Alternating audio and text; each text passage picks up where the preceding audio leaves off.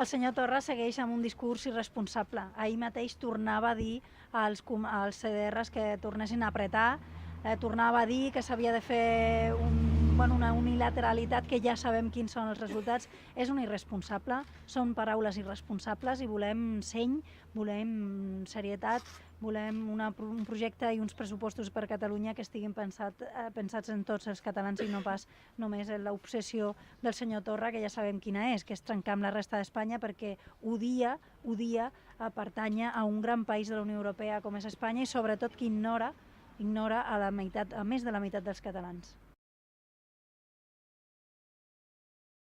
No sé si serem l'únic país d'Europa on els pressupostos generals es debaten i es negocien a una presó.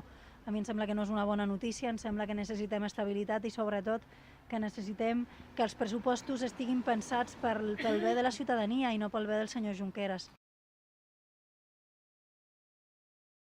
El que no pot fer el govern d'Espanya és triar com a socis aquells que es dediquen a gastar diners de tots els catalans per parlar malament d'Espanya, per donar una imatge falsa i real del que és aquest país democràtic, el que és aquest país de la Unió Europea. No es pot estar, com es diu en castellà, no es pot estar en misa de repicando. No pots triar com a socis de govern els partits independentistes i després fer que estàs molt indignats pel que saps que els partits independentistes porten dècades fent, que és fer servir diners públics per parlar malament d'Espanya arreu.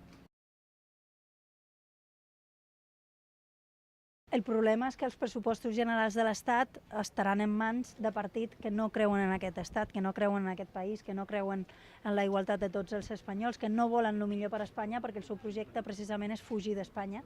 Per tant, quan pitjor vagi Espanya, millor pels partits independentistes. Aquest és el principal problema. No es pot tenir un govern que per una banda tria com a socis els partits independentistes i després intenta fer veure que es baralla amb ells. No és creïble i per descomptat seguirem defensant que els pressupostos generals de l'Estat no poden estar en mans d'aquells que el seu projecte principal és trencat per aquest país.